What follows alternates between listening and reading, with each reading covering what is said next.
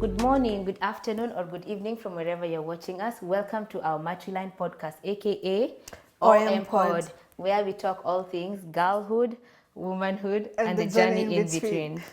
This is a space created by South Sudanese women for South Sudanese women and girls, where we share our truths, our stories, and reflect on the lessons learned from our Matriline. Many South Sudanese grew up without such spaces, like safe spaces where we can speak about issues that affect us. Issues that affect us in terms of relationships, reproductive health, equality, equity, career, education, social pressures in life. So this is the solution to that gap. So here we speak about everything and anything. All right. And each week we'll be having heartfelt conversations, either just the two of us or with guests who will be sharing from their pain, their wisdom, and their experiences as South Sudanese women. And we will be drawing also from lessons that we have learned from our aunties, our mothers, and our sisters. So before we begin the episode, I think it's only fair for people to know who we are. My name is Doris Ponimoga. I am a human rights advocate, an entrepreneur, and a passionate advocate for women and girls' rights. Beyond that, I love fashion. I love to dress up. I got that from my mama. I also love fitness and just maintaining an active lifestyle. And I'm also a travel enthusiast. And above all else, I'm also a lover of Christ. And aside from that, I would love to mentor the next generation of girls and women, to be that big sister to other young girls, and to just make an impact to society. So I hope that through this platform, we'll be able to make a positive impact on the lives of young women and girls in South Sudan. Are you ready to mentor Gen Z? Yeah, au kichwa ngumu. Yeah, I know. Okay, I'm Achom Garang. I'm a journalist, I'm a writer, I'm an impact storyteller. I'm also passionate about girls and women issues. You know, I love speaking about it, try and get some solutions to it. And also, I'm a creative.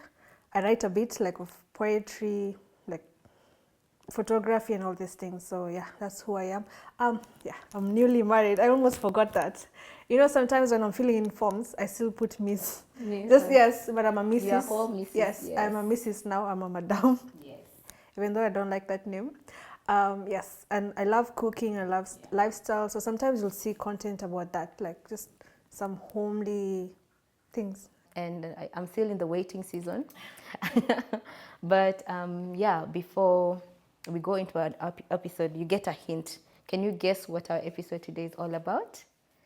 Yes, so today we are going to take a journey on the topic of identity. So Achom, can you tell me who you are? Who am I? You know, the first thing that comes to mind is a daughter. I was born by my mom and dad. And then I'm a sister, an aunt, I'm a wife. Yeah, I think that's who I am. What do you identify as in this new age? As a tree. I know. What do I identify as? I identify as a woman. Okay. So my pronouns are she and her. Okay. That's who I identify as. Who do I identify as? A female, born, raised female. Aside from that, I am an ambivert. I think I appear to be very confident and outspoken, but there are times where I'm a bit drawn. Mm-hmm. There are times when I like to be an introvert, but I thrive in social spaces. Mm-hmm. I'm a South Sudanese and a daughter, a sister, an aunt, and one day someone's future spouse. You. So, yeah. Achom, can you please take us deeper on identity? So for identity, you know, identity is like a critical topic because this is where people get lost. Yeah. Like, who am I really? That's the question. Like, who are you really? Are we what we addressed? I don't know. Are we? Are we the skin color? You guys tell us. Tell us. Are we? Yeah. Are we? So what does identity mean to you? Like, is it something fixed? Is it something you can change with time? Or is it it's just there, you know? Like you said, you're South Sudanese. Can you change that? Yeah, I can change my nationality. You can't change your nationality. Actually, there's dual citizenship. No, but I don't think you can change. Okay, you cannot change your roots. where you come from. So there are other parts of identity that are innate, that are inborn. We cannot change. I mean, I You could cannot change my become a skin. kawaja. Yeah, no matter how much you bleach, you can't be Yes. a kawaja. But yeah, there are certain parts of our identity that are inborn, but there are others that we learn and we are taught by society. Yeah.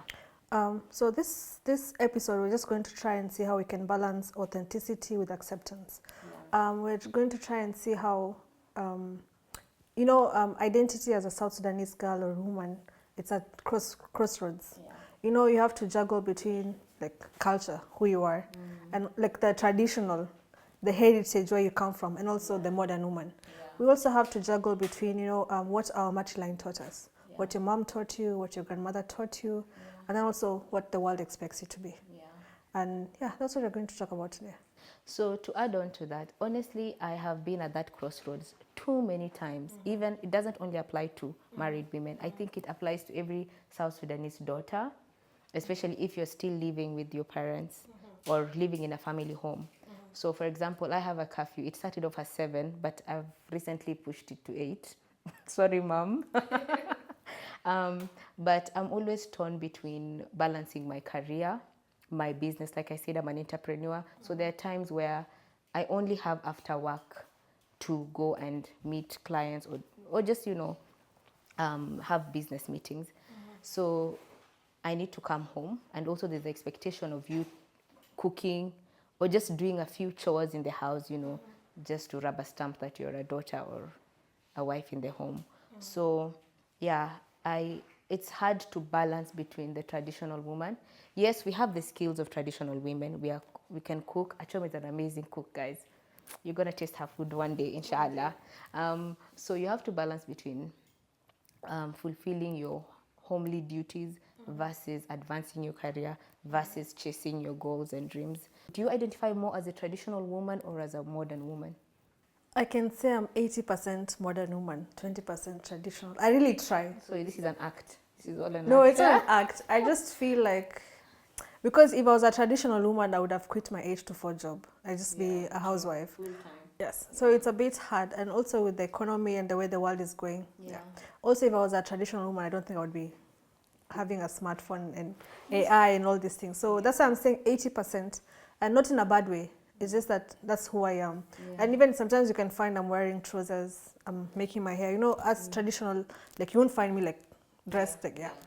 So I would like to push that 20 to a 50 so that it can be 50-50. Yeah. It's something I'm working on, but it's still a bit hard. It's still hard. Like, it's hard. Yeah, I feel like it's harder, especially in our generation and in this day and age where cost of living is high and we've been educated for a reason. So we can't let our education go to waste and just pursue household chores or feminine duties at home. Whereas they're both important, but I feel also the modern man will appreciate a modern woman.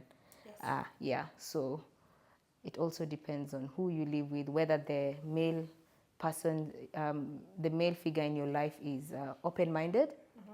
They will understand that, yes, you need to strike a balance. And for now, as career women, the weekend is when we can now fulfill our feminine duties at most, And that's why you work, you make money to hire a maid who can help you. But at the same time, you have a role to supervise that maid, to guide them on how to prepare the dishes and, to just be a house manager. You oversee the things running in the home. Yeah. I have a very interesting question I want to ask you. When did you first become aware of your identity as a woman, as a South Sudanese, and as yourself?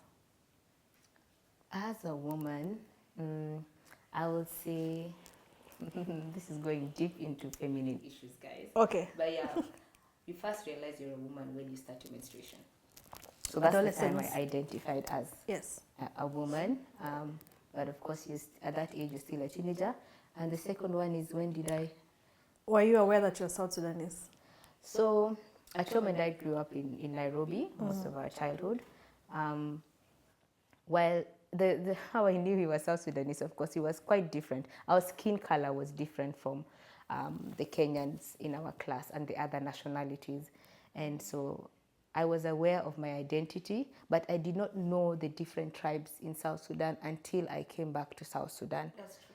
So growing up in Kenya, Achom and I thought we were cousins. We still are. Doris, we still are. By force, Yes. by fire. Yes, we are for life cousins. And also the refugees in our class, we identified as Gs. Yes. Yeah, we were refugees, South Sudanese, And the Somalis. So we took our nationality and our history shaped our identity at that time.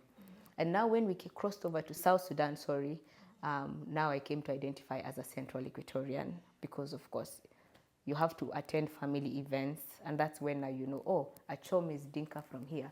Oh, this friend is from this community. Yes. Am I doing it right? I don't know. We can look at the cow. Okay.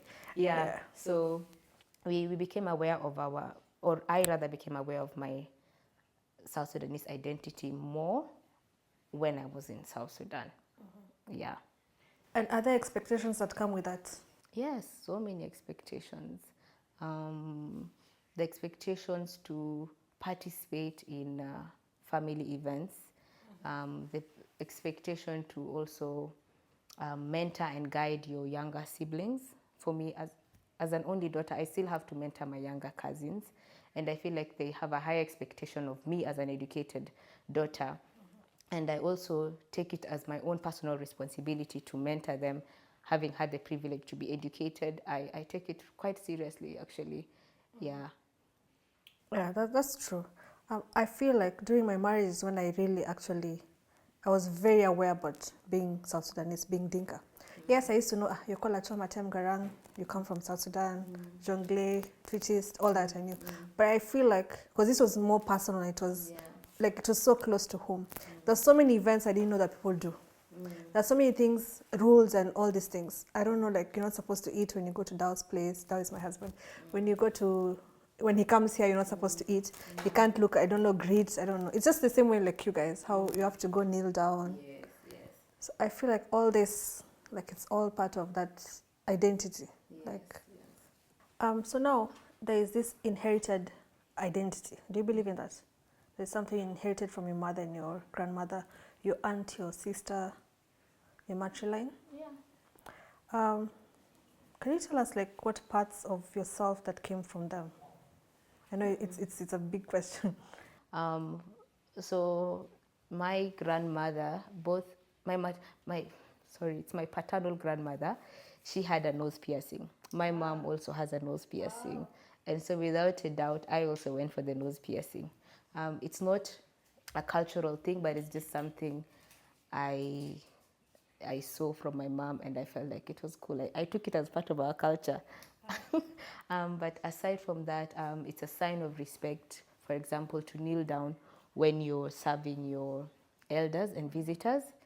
And I don't do it as often, but there are occasions when I want to appease the elders, I will kneel down and serve them. Yes, that is one of the cultures I've inherited from them. And also another culture is to respect your elders, and not only elders, basically respect everyone.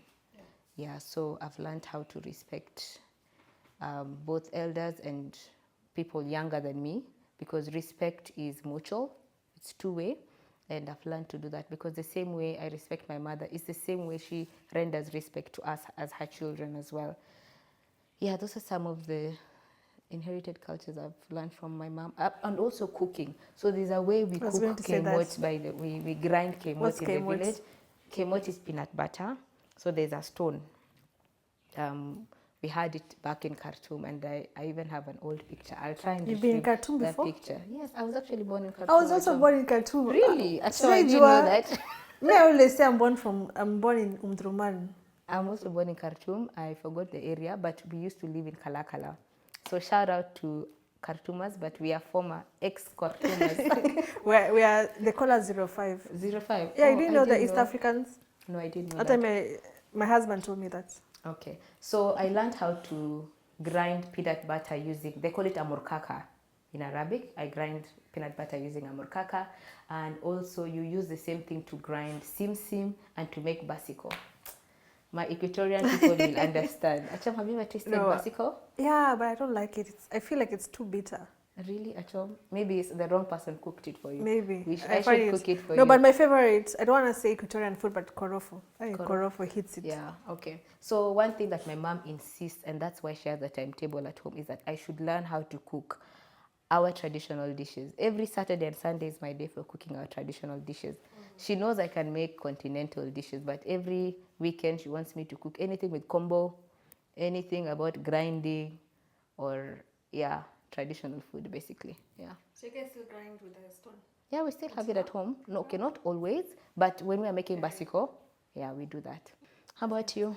I wanted to talk about cooking. Yeah. Because I feel like everybody is taught how to cook with them. Like your mother teaches you a different type of cooking. Yeah. That's why, but I can't cook with somebody. We can't be two in the kitchen. We're going to fight. Because I'll be like, you're putting too much sugar, putting too much salt, you're putting...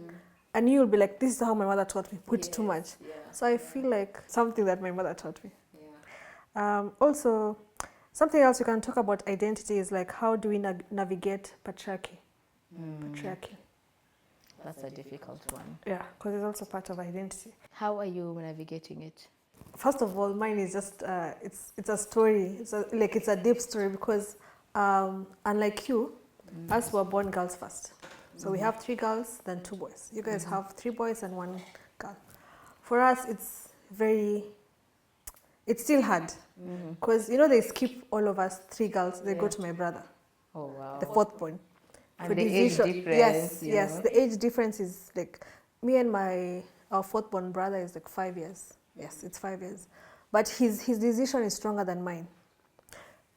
I'm older, I came to this world older before him. I have more experience in this life. Everything, but if he says no, it's no. If I say yes, it doesn't matter. I feel like that is more in your area or from your community. Yes. From my family setup, growing up now as an Equatorian, I'm equally consulted in family decision making, and so unlike Achom, I'm the only girl among 3 boys, and I'm the last born. So they don't have to consult me anyway, but we always make decisions as a family. And so since I lost my dad, my mom also has to make decisions which are otherwise supposed to be roles of the man, but she still doesn't take the lead. It is my eldest brother who has to make the family decisions. So even if my mom is faced with a challenge in the community, she has to consult my eldest brother. So those are some of the challenges with patriarchy in my community, but I feel like with time and with exposure, it is changing. Yeah. So would you say that affects your identity, like who you are? In a way, it does, but I think there's ways to mitigate it and to subdue it through education and more awareness. Okay, so guys, as you conclude this episode, please share with us what are some of the challenges you've encountered growing up as a South Sudanese, either in South Sudan, what has shaped your identity, and what do you identify as, in the comments below.